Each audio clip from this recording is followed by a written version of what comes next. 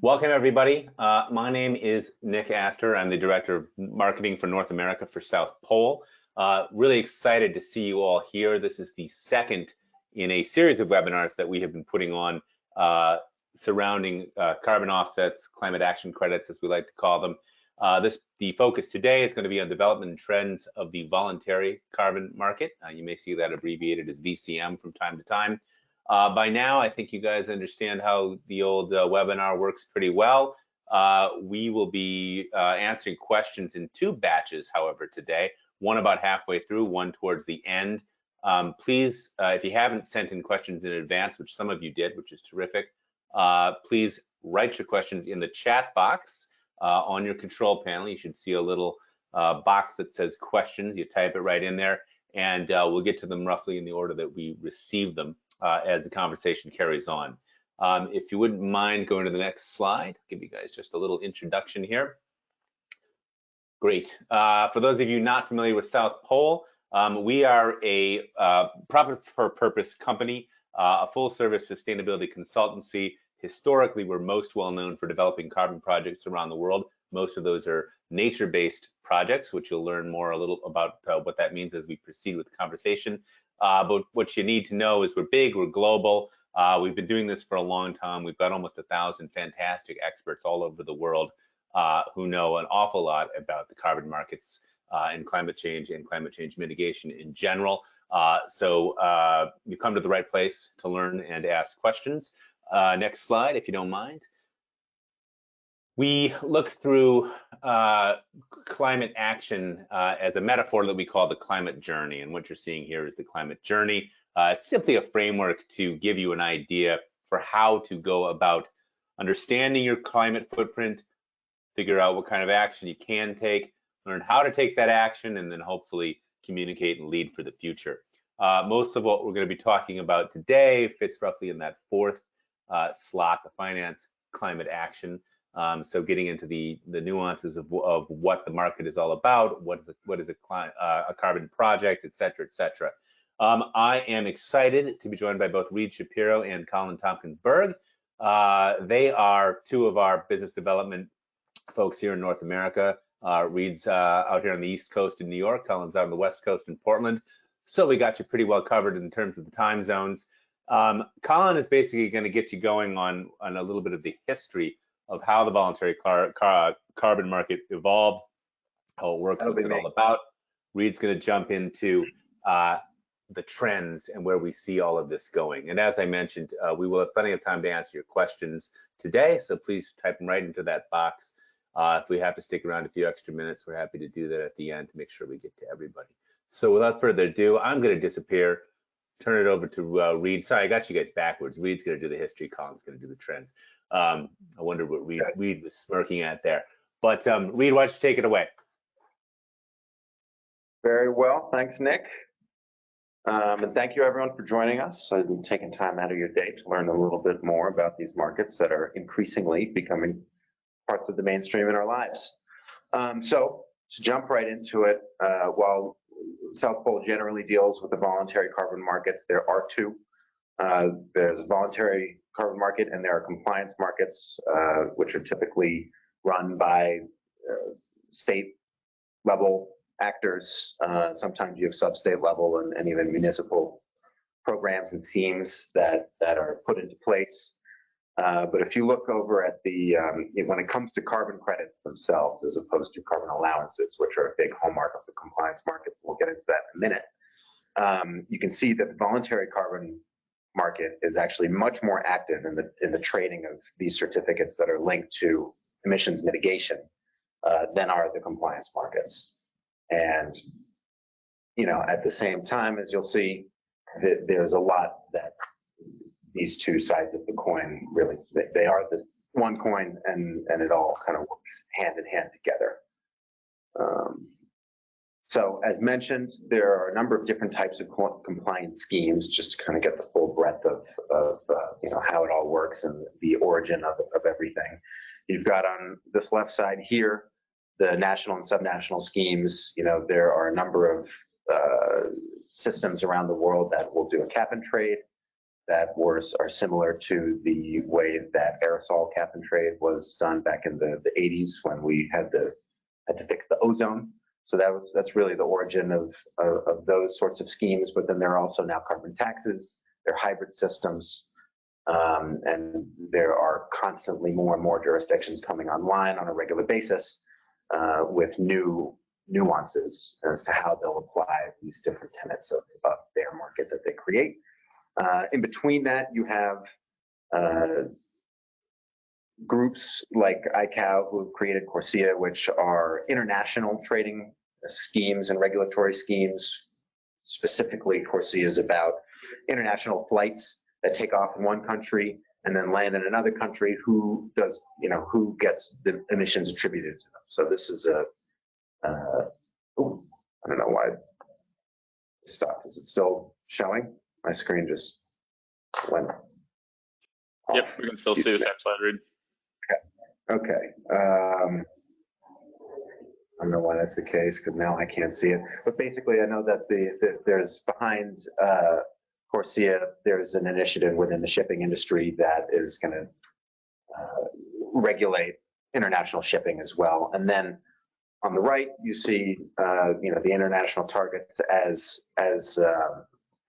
put together basically through the Paris Agreement that will affect all of these as things like Article 6 within the Paris Agreement get defined. There are still outstanding policy measures that need to be determined that may very well affect how these markets interact with one another, how they interact with the voluntary carbon market. I don't know why this is not working. Give me 1 second. Okay, how about now? Okay, very good. So ultimately, there is a lot of back and forth between the compliance markets and the voluntary markets. The compliance markets really came first, but they crashed in the mid-2000s and gave way to the voluntary market, so much so where now the demand in the voluntary market is beginning to inform the way that compliance markets are stood up and how they evolve to accommodate the needs of the players that are being regulated in terms of what their emissions profile is and how they can actually take action. And ultimately, these demand signals that get sent in the voluntary market, and then on the other side, the policy measures that get implemented on the compliance market in terms of what credits are going to be acceptable to be sold into a regulatory scheme, for example, can have major effects on one another in terms of how many projects then get put into development, what the cost of those credits end up being, and there's a big interplay between governments and corporates. Governments are looking at what corporates are doing, and corporates are looking at what governments are doing. And as such, there is indeed a blurring that's happening between the voluntary and the compliance markets. As governments raise their climate ambition, it trickles down into, and you see this in national targets, jurisdictional targets, trickles down into what companies who operate in those jurisdictions, their climate action plans. And ultimately, as part of a lot of climate action plans today, there are carbon offsets. And for the most part, you see voluntary credits being used voluntarily. As we saw in that slide before, there aren't that many voluntary credits that become eligible to be sold into compliance schemes. But at the same time, there is growing demand. There are more companies getting involved in these markets, and there are increasingly the number of allowances that are traded in compliance markets are ratcheted down. And so where there needs to be beyond scheme mitigation that happens, voluntary credits are going to most likely become more and more a part of the equation. And as that happens, as some of you may have noticed, and as Colin will get into later, it has distinct effect on price dynamics. You know, when more and more people jump in, it takes a little while for the supply to catch up, and you know, the market gets hot and prices increase. Just to take you through a little evolution of the markets, as mentioned, you know, it really started with the signature of the Kyoto Protocol and the launch of a number of the standards in the early 2000s. The market then bottomed out after reaching some pretty high numbers, the European emissions trading scheme, because the market was flooded with too many allowances, and so the value of everything pretty much dropped to zero. Once you get to the 2005, 2007, 2008, the establishment of a number of different standards, some of which, you know, the verified carbon standard, VCS, is now on par with gold standard as one of the reigning determinants of quality and validity within these markets. Those all were kind of brought into the picture to show that it's not just the Wild West. It's not just a bunch of climate cowboys. There are legitimate standards and measures and points of audit and double verification, sometimes triple verification, just to get a project registered, let alone whether it ends up generating credits, which kind of created this initial hotbed of activity that carried the voluntary market through that lull after the crash of the compliance markets. And then as you get towards, you know, 2012, 16, 17, as we signed the Paris Agreement, as the markets become kind of more of a mainstream, more popular, you see more things like carbon taxes, different sorts of schemes popping up. The launch of the Sustainable Development Goals, which today are a hallmark of the markets, updates to certain standards to try and show that there's further discussion around and implementation around it, enhancing integrity of the credits and of the products that are being minted, up until now today, to the extent where we have these international schemes that are being implemented, some advanced systems that are being created, and ultimately a coalescence of the various jurisdictions around the world to begin to kind of cross-pollinate with one another and to be able to show a full worldwide emissions accounting and in a worldwide emissions market. With all of this mainstreaming, there have been quite a lot of developments as it comes to price. And, you know, a good way to think about it is projects that have a considerable amount of capital development that are required to be able to show evidence that that emissions are indeed being reduced or mitigated or avoided against the business as usual baseline. If you have to have a lot more human capital, if there's a lot of development expense, if you're measuring hundreds of thousands or millions of acres of trees, you need a lot of technology to be able to do that. Those credits are going to be more expensive because they're going to have a bigger upfront investment. There's likely a lot more beyond carbon impact that they're going to produce. And especially with forestry or nature-based solutions, then there will be, you know, periods of time where credits aren't getting minted, and they get minted in tranches of 2 or 3 years. So those credits will go quickly, and when they get issued to be sold to the marketplace, price will be higher. Whereas an energy efficiency project, something where you're capturing gas off of a landfill, burning it, it's a lot. You're going to get a lot more certificates out of a lot less necessarily groundbreaking work, and the price that carries in the marketplace is ultimately lower. So it has a lot to do with the product type, the standard, because certain standards will require that there's more beyond carbon impact, the beyond carbon impact itself, and ultimately it's something that on a project by project basis or on a year to year basis may be different. And it's something that one who's active in the market can consider. Ultimately, the money, big question, where does it go? In most cases, it goes back to the project.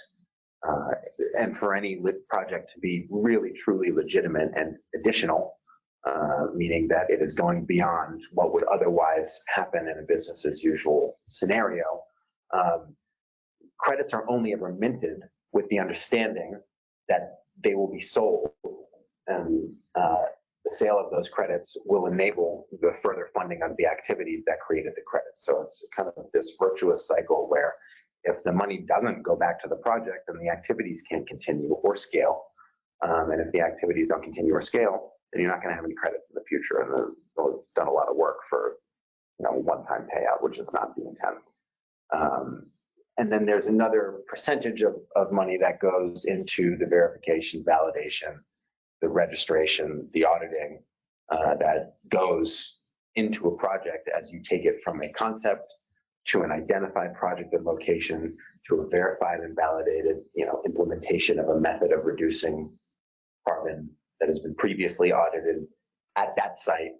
And then it has to be kind of reviewed again to make sure that the theoretical application of method to project was actually implemented in a way that did indeed reduce emissions. So there's a significant amount of cost that goes into that as well, but it is often times slated and chalked into project activities and being able to keep the project running. And this is something that we're kind of happy to share that we see at South Pole. This is increasingly a point of interest. What's the breakdown? And as you can see, almost if not all of the proceeds that come from a purchase are going to the project partners. There is a small percentage to a reasonable percentage that goes towards covering the cost of developing the carbon assets. As mentioned, there are quite a few stages, and they can become quite technical in the number of parties that need to be engaged, and that all costs money to do. And then where there is anything left over, we do take a profit. As Nick mentioned, we are a profit purpose company. And most of that profit, if not every single penny of it, is driven back into scaling our business, finding more climate experts, finding new project opportunities that we can help bring to scale and bring to the market, because there's this ravenous demand that we are working our darndest to keep up with. At this point, we'll pause for some questions. So anyone has any, please jump in.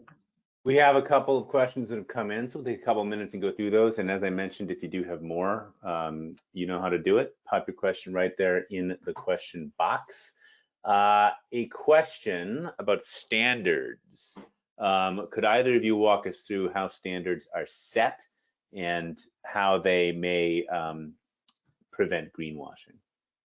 I could speak a little bit on the greenwashing side if you guys want to talk about. Yeah, I'm happy to jump into this. So something that I learned over the years of being in these markets, and I didn't learn it immediately, so it's not easy, it's not readily apparent, it's not something that even the standards really discuss. But when you look at USDA organic or non-GMO certified or the ISO suite of standards, of which there are many, they're all accredited by, I believe it's called the American National Standards Institute. So mute there somehow. Sorry, say again? But you were on mute for a second there. Now you're good there. Okay, so I was saying that, Verra, the American Carbon Registry, anyone who's, any of these standards that are operating within the United States, and there's a similar counterpart in Europe. There, in the US, we've got the American National Standards Institute. They accredit initiatives like USDA Organic, they accredit ISO, they accredit non-GMO verified. And so, there's this whole chain of accountability and assurance related to these, in some cases, megalithic standards that are out there, not just in the voluntary carbon market. But so, I mean, realistically, if as a baseline for any standard that is not ANSI accredited or whatever I forget off the top of my head what it is in Europe, but there is one in Europe. If it's not accredited by them, you might not want to pay attention to it. There are also standards like the Clean Development Mechanism. That was the first standard that came out under the Kyoto Protocol in the early 2000s. There are a host of criticisms that have come with the CDM because they were basically incentivizing folks to create a problem only to be able to then clean it up and then get credits for it. But when you look at the gold standard, the verified carbon standard, the American Carbon Registry, the Climate Action Registry, which is related to the California cap and trade system, which is now linked with the Canadian compliance system. All of these standards, they are incentivized to be incredibly scrutinous, lest they should otherwise lose their accreditation. And so, generally, there are 4, 5, or 6 really core standards in the carbon markets that if you're purchasing credits that are verified and validated by those standards, you'd be hard pressed to run into trouble. Of course, there are always risks associated with projects, but that's on a very limited case-by-case basis should something like that ever happen. And Reed, I mean, as you can see, this can get really complicated, but I'll try to give you as succinct an answer as possible when it comes to greenwashing. What greenwashing is fundamentally about is making claims that you can't back up. And A, and B, it's perhaps misunderstanding what, in the context of carbon credits, perhaps misunderstanding what carbon credits are all about. South Pole stands by this very strongly, as does anybody that wants to take seriously the reduction of carbon in our atmosphere and any kind of serious climate action.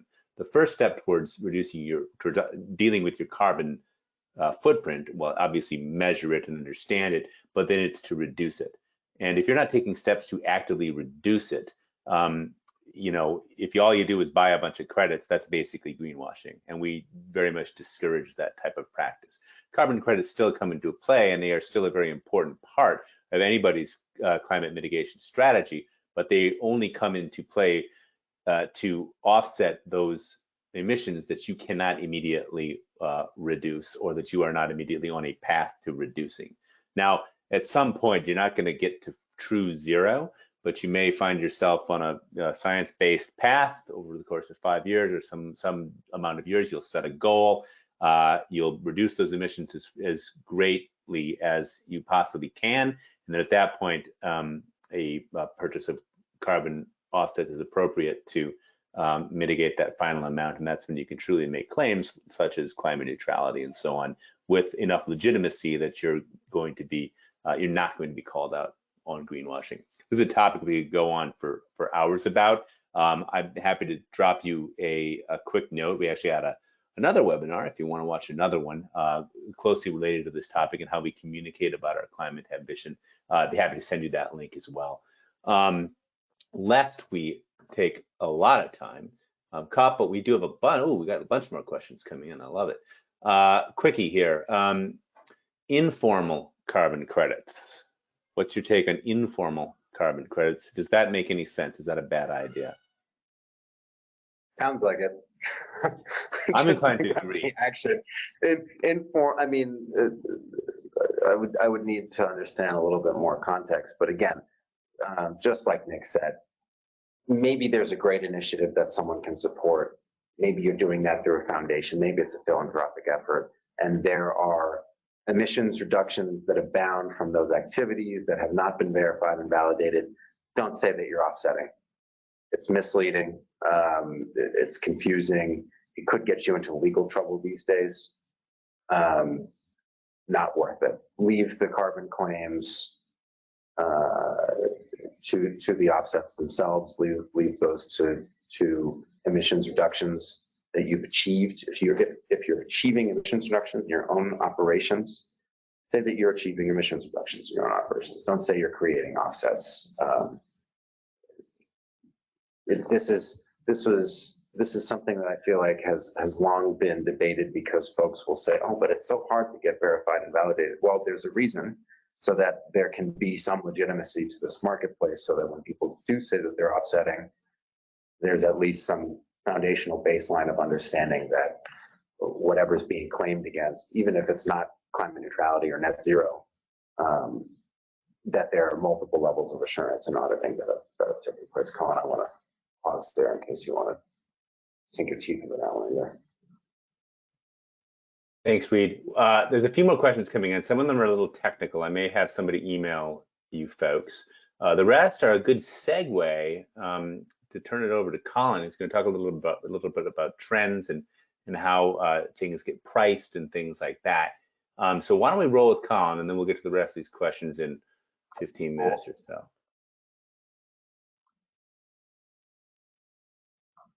Take us away, Colin.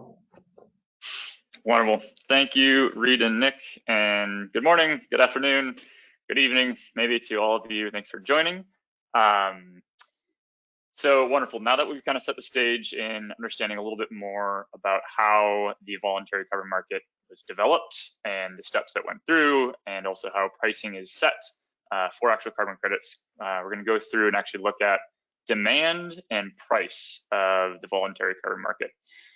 So starting off with here, we're looking at the retirement of carbon credits by project type. And we're looking at over a 11-year period from 2010 to 2021. And we have the retired volume over here on the left.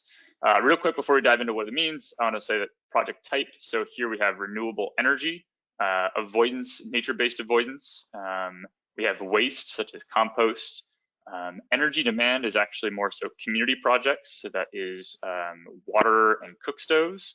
And then finally, removals, also nature-based removals, which is your afforestation, reforestation, land use management.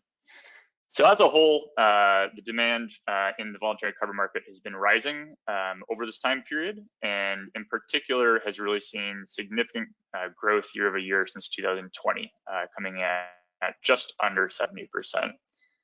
That demand for specific types of credits, as you can see, primarily falls within the renewable energy and the avoidance, nature-based avoidance. And so that is your RED Plus or IFM, improved forest management type of credits.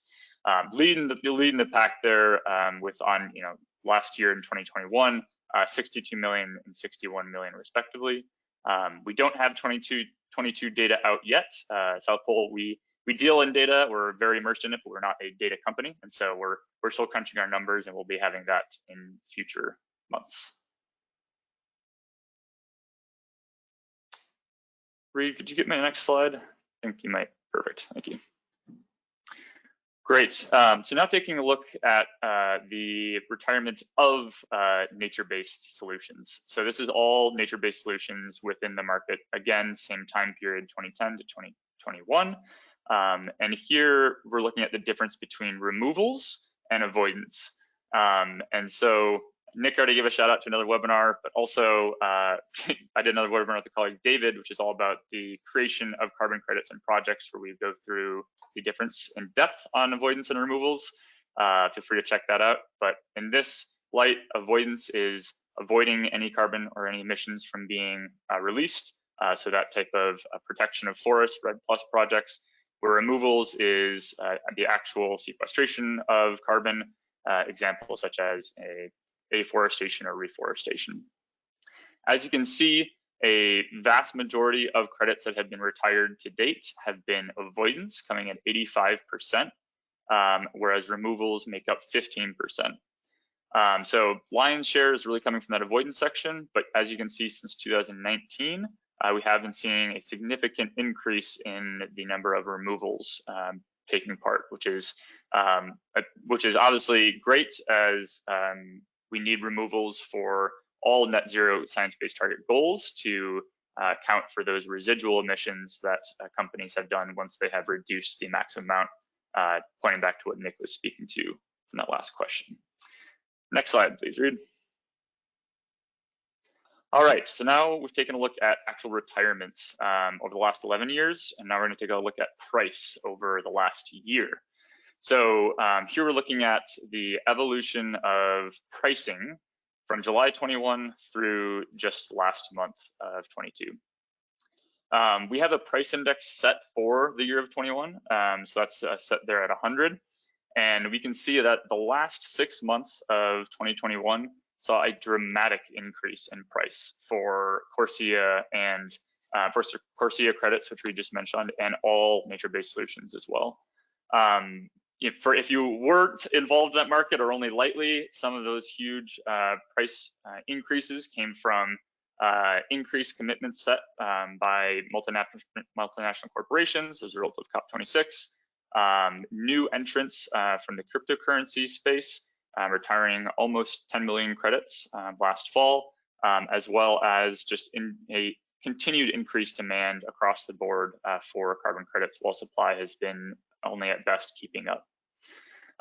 What we've seen now in the last 6 months is that plateau of pricing at the beginning of the year and a slight decrease of price, and due to a number of factors, some of those being the geopolitical factors happening in Ukraine and increasing in energy prices, as well as really, we really see the market leveling out now from what was a unsustainable price increase in terms of just happening so quickly, and to find that market leveling out now and is beginning to stabilize here as we're heading into the second half of this year.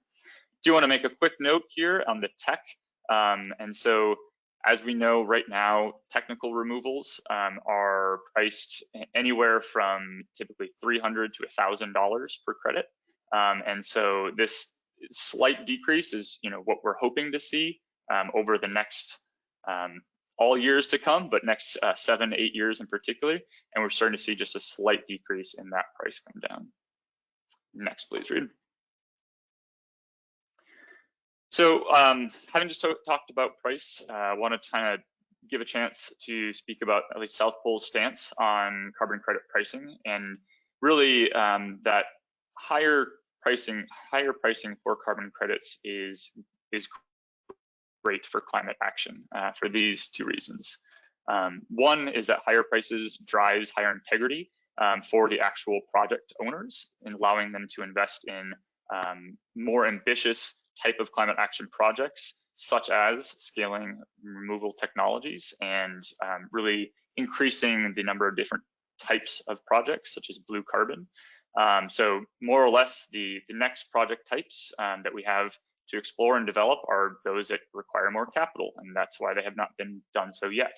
So this higher price means more money to actually those project owners to be able to develop those projects. And then the second is that carbon credits really are putting a price on carbon. For any company, for any corporation that is offsetting their existing emissions, they are internally putting a price on carbon. And with pricing going up, that basically incentivizes any company that is doing this activity to reduce their emissions more, as both being necessary for their science-based target goal or for their overall climate ambition, and second, to have a lower cost coming from their offsetting.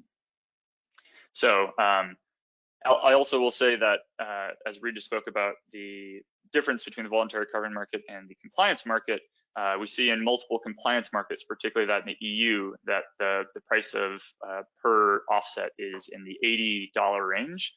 We're currently still sitting in a voluntary carbon market, which is hovering between the 5 to 10, typically, depending on the type of project type. So vast difference, and really see there being a significant increase in pricing to still continue down the road. Next, please, Reid. Great, so with that, looking at the kind of forecast in the future to come. So overall, demand is certainly forecasted to grow. We can see that historically speaking, just in the last 3 years, the voluntary market has expanded 200% since 2018 baseline. Each year, we had 19, 104 million tons retired, 20, 188, and then last year, 300. So year over year, very significant growth. And so there are a number of different partner institutions, such as Trove and ecosystem marketplaces, which is where this data is coming from, that we work with at South Pole. And basically, everyone has their own forecast in terms of exactly how much that demand is going to grow in the future. Here we have one listed from Trove, basically highlighting that there is significant variance, but overall, throughout this decade, we're expecting the overall market to grow dramatically. and that there are other organizations such as the TSVCM, which is a specific task force specifically for the voluntary carbon market, which is even seeing the kind of even higher than the Taroba's highest point there. So more or less all the factors that Reed pointed to in terms of net zero pledges being made by more and more corporations, Corsia really starting to kick in and actually seeing airlines participating and having hit that first year's goal at the end of 2021 as being some of those major players as to what right now is driving this increased forecast demand. Next.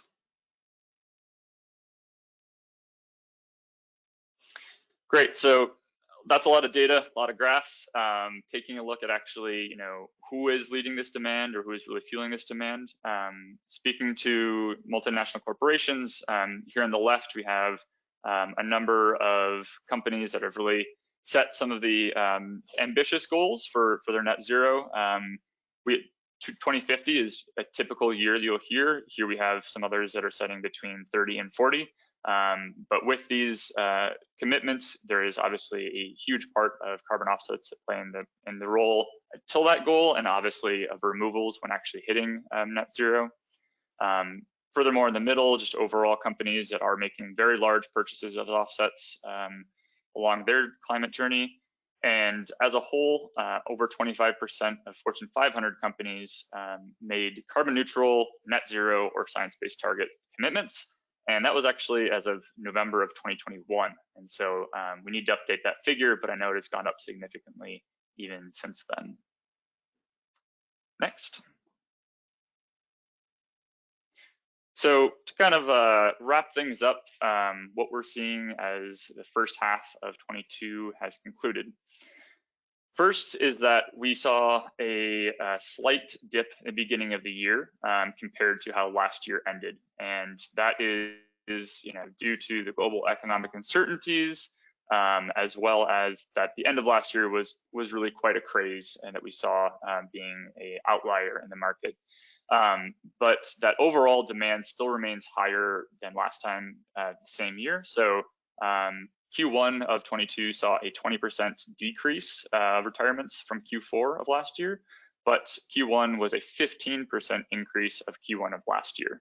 So more or less still really points to the markets continuing to grow. It is a little bit seasonal and certainly impacted by some of these global economic factors. Second is that research from South Pole and other partners and other groups out there is suggesting that the voluntary carbon market will continue to grow in the mid and long term. And that is even in light of many global climate policies still lagging. So as countries continue to set their own net zero targets and those plans of taking action, more or less the voluntary carbon market is still advancing and seeing a lot of great action from independent corporations.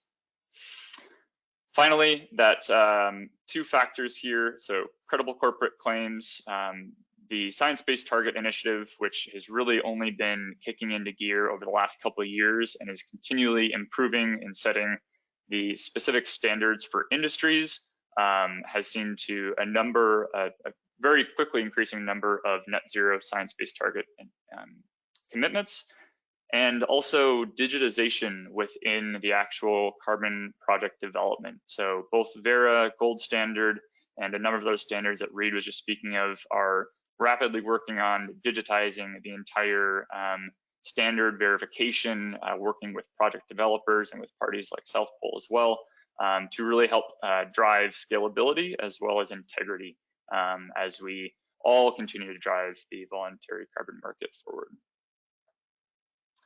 Next. So that was a ton of information, and welcome all of your questions here in just a few minutes. But overall, just want to take 1 second to highlight, now that you hopefully understand a little bit more about where the carbon market has come from, where we are today, our own take on where it is heading, invite you to reach out.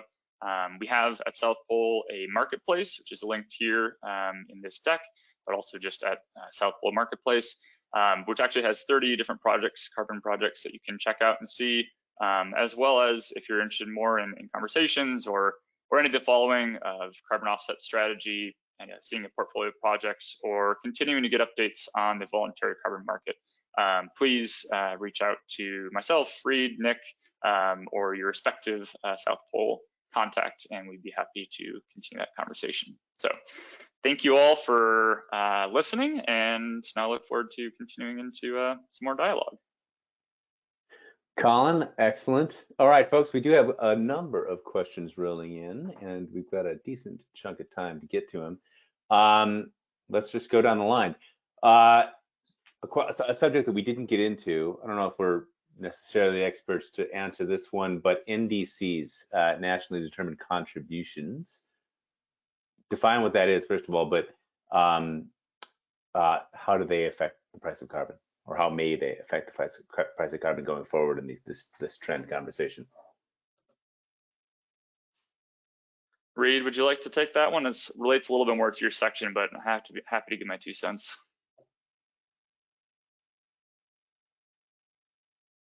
Can't hear you, but I'm gonna guess you said go for it. Okay. Yeah, can you hear me? Yeah. Okay, cool. So NDCs is an interesting one because this is still something that's up in the air under the Paris Agreement. They have to figure out what they're going to do with Article 6, and I actually was able to speak at COP25 in Madrid on this subject. And there are basically 3 pathways that can happen. One is that NDCs will kind of get outfitted to the voluntary carbon markets, and not much will change. Credits will get verified and validated under the same sorts of mechanisms that exist to do so now. And corporate actors or whole jurisdictions can then start to get involved and purchase credits. There's a middle path that is very similar to what's already beginning to happen in these ITMOs, I forget what it is, but these transfers of emissions accounting and reduction from one country, whole jurisdiction, to another. And there's talk about having that be similar to the way that the voluntary market works now. However, that will be at the national level, and the corporate actor or the project developer, like South Pole, will play less and less of a role, although the mechanisms will still be recognizable. And then there's a third where basically the voluntary market as it exists today completely disappears. No one can make any climate neutrality or net zero claims, regardless of how much climate action they finance, and yet instead they'll only be able to make a claim on, here's how much climate action I've financed as it relates to my jurisdictional NDC. The question about how it affects price is interesting. I guess if we fall into scenario 1 where there's not much change, it's kind of business as usual within the carbon markets, then what the existing prevailing current pricing dynamics, you can expect those to kind of play out their end game.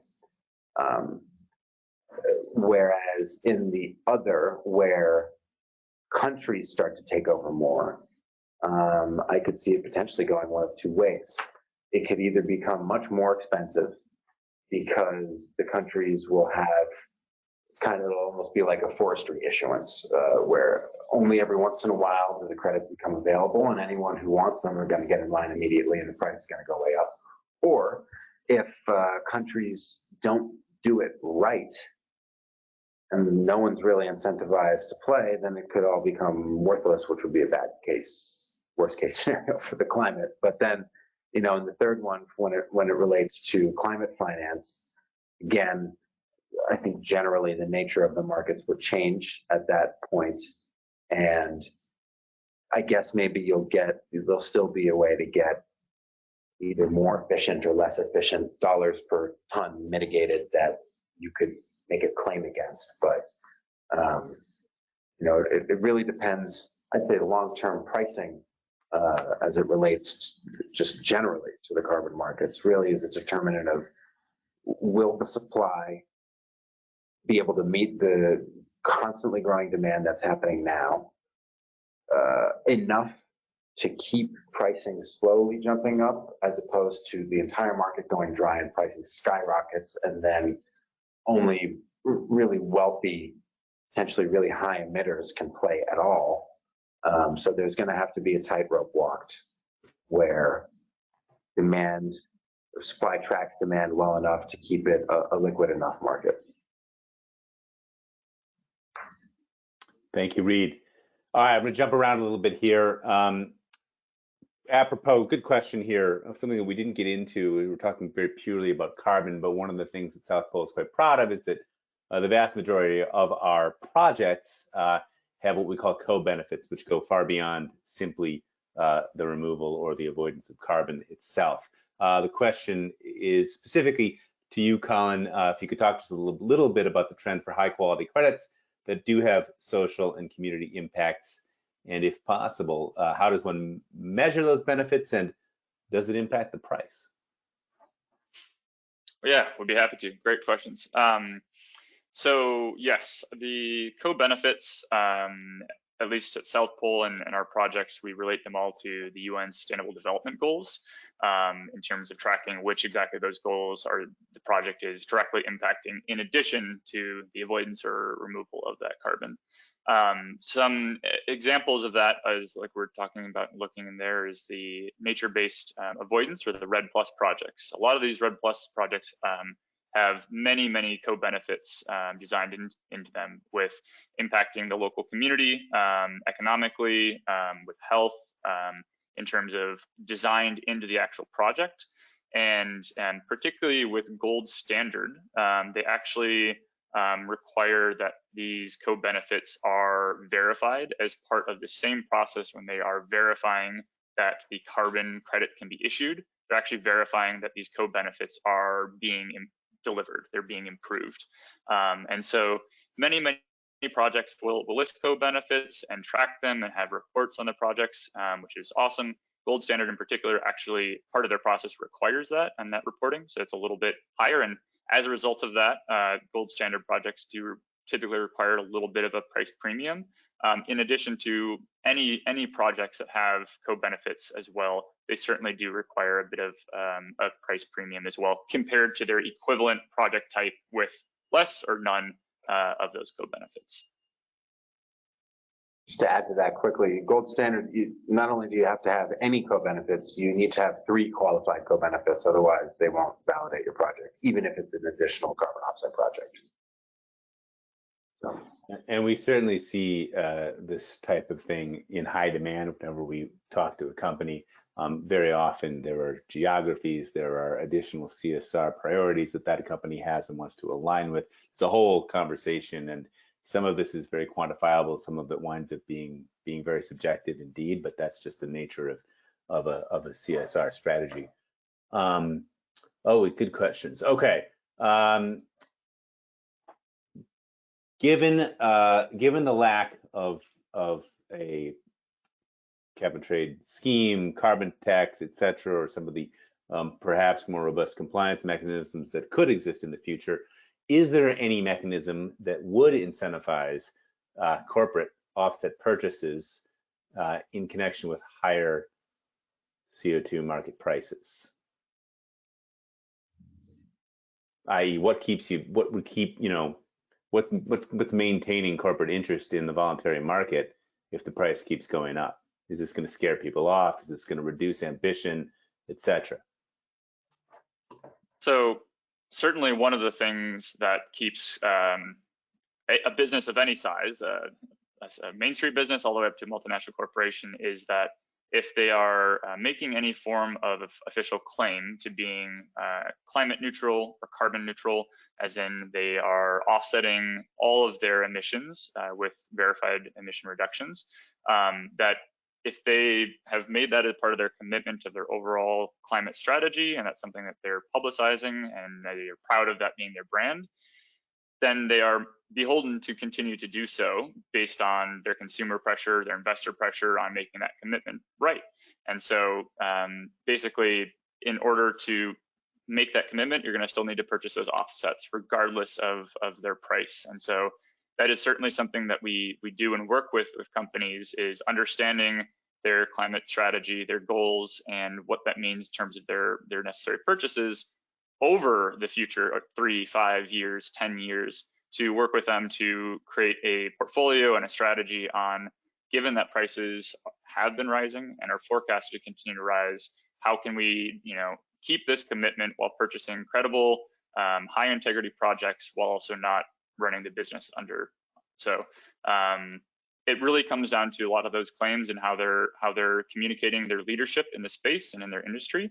And in order to keep that integrity and keep that leadership, following through with the necessary action. Reed or Nick? There's another dynamic here where, as Nick mentioned at the top, and as any one of our consulting colleagues will mention to you, should you reach out to us, first and foremost, you got to be reducing emissions. So every year that a company is in operation, there should be, ideally, less emissions than the year before, which would then suggest that even if pricing does continue to increase, if you're offsetting the same relative scope as it pertains to your whole inventory, you should be able to reduce and afford the higher price for the smaller volume over time. So, ideally, carbon markets, if we get it right, they won't exist by the time we hit 2055 because we'll have reduced most of our emissions for, considerably. So to the extent where we don't need it to be this ever-growing, ever more expensive thing. With that being said, there's a delicate balance to strike where, we mentioned it, if the supply doesn't kick up over the next few years, and, we're working on it, and others are working on it, but if it doesn't, while demand were to continue to skyrocket, then at some point it's going to come to a head. There are only going to be certain folks who will be able to afford it, and we're all doing our best to make sure that we're able to walk both of these paths in parallel. Continue to reduce your own emissions, but continue to keep these markets affordable and liquid enough for more and more people to join in. Excellent, thanks, Reed. Apropos of that discussion on reductions and then working on removals later, somebody wants to know about the optimal timing to explore removal solutions as part of a net zero strategy. We assume we've got our focus on reduction. We're working on reduction. Can you wait too long before you start looking at the removal space? Or is there indeed an optimal time to start looking into that? You want to tackle it? I will only just say, for the climate, as soon as possible. If you have the ability and the funds and the interest and the strategy, there's an infinite amounts of funding that needs to go into technical removals in order to scale them up and drive the cost of them down. So I would only say as soon as possible, but Reed, you can add some actual more nuance to that. Yeah, well, that's basically what I was going to say. You got to think about it. There's a lag in when money goes in to when credits get produced. So even if you don't want to look at removals until 2026 or 2027, if you want those credits and you don't want to be paying some ridiculous premium because you didn't get in line now and you didn't find a solution that needs funding now, and you didn't put the capital to work, then you're going to be, left outside when the winter comes in that respect. So there's foundational work that needs to happen now that realistically isn't even going to deliver removals until mid-decade at best. So not only is it urgent just from a climate urgency perspective, like if you are making commitments now and you're going to rely on removals even towards the end of the decade, the time is now to start planning. Don't go thinking on 2030 that the removals market is going to just miraculously scale because everyone's been sitting on the sidelines. If everyone sits on the sidelines, then it won't scale, and there's going to be a big crunch at the end of the decade. So do act now, do get involved now. We have a few questions on specific types of technology and types of projects, a couple on biochar and related technologies such as cook stoves. What's our take on those technologies and how do they work as sequestration tools? Great questions. Let's take them in order. So in biochar, it's a very exciting, been around for a decade or two, and now is really being commercialized and scaled. At South Pole, our projects team, so our other half of the business, all of us are much more on the climate solutions facing team, working with companies. We have a whole projects team that work with project partners and companies that are actually doing biochar. And we have done a number of initiatives, a webinar, and are actively engaged in conversations with a number of organizations that are putting together biochar projects. And South Pole is basically assessing and looking at the capability of developing credits for them. So absolutely, it's a new technology, and therefore it's also a new standard to be developed in the methodology to assess, how many credits come out of the process. So that's it's new, it's in the works, and it's very exciting. And then second, on cook stoves, I don't know too much depth and detail about our cook stoves projects, but we've done a number of them throughout the world, and they've been a huge part of our overall portfolio. And so see them as a low-cost solution for a high-impact reward in terms of changing over from people using either dirty fuels or gas or wood, and replacing that with a high-efficiency cook stove, which obviously has great carbon avoidance emissions, carbon reduction emissions, as well as numerous co-benefits as well. So at South Pole, historically, we've been very, very involved in those type of high co-benefit type of solutions, and we will continue to be so, while we also have our eye on nature-based removals, technology removals, and new overall project types in blue carbon, biochar, and the rest. I'll just throw in there quickly because I see we're almost at time. Cook stoves are not removal projects. They are avoidance projects, whereas biochar does help advance the sequestration of landscapes. But both are transformational. Cook stoves are transformational of lives and communities. They can go beyond just fuel related and literally help change the economic landscape of families and communities, the health profile of families and communities. Whereas biochar projects, a little more technical to implement, but they help change the livelihood of landscapes. They help reduce storm runoff, they help increase retention, they help strengthen root systems, create more resilience to fires, need less other agricultural inputs because it helps create real live minerals in the soil. So both of them are, very, very worthy projects. And time for one or two more. A couple of people asked about crypto. As you guys know, there have been some interesting developments in the crypto space, involving folks tying a currency to carbon credits. I don't totally understand this stuff, but the effect has been to buy up a lot of credits and sort of juice the market, so to speak. Is this a good thing? Is this a distraction? What's your reaction to it? Tommy, you want to touch this? I'm happy to. Yeah, I'll keep on leading, and you finish off the rest. So Sure. At South Pole, we have not engaged with the crypto buying, this new crypto buying world and involvement, particularly the Toucan protocol, and primarily because, albeit there are some interesting things at work and at play, and that certainly cryptocurrency can bring to the carbon market. It's currently not designed and set up to tokenize and retire these credits in the way that they're being done. And so, and until further action and more is understood with exactly Toucan and many other kind of crypto players in the carbon market world, we've kind of paused and are assessing the situation. And that's been our take since late last year.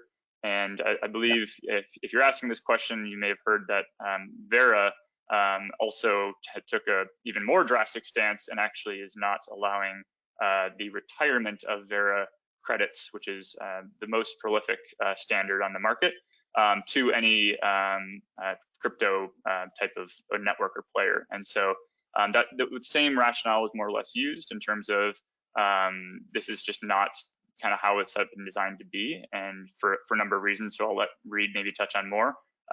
So it's, I wouldn't say an inherently bad or good thing, but with all things in a nascent market, need to be thoroughly scrutinized and understood before kind of letting that totally take over and become a big player. And so, yeah, Reed, I'll let you fill in. Yeah, I'd say just briefly, you know, that whole hoopla, I guess you could call it, raised carbon market pricing across the board considerably.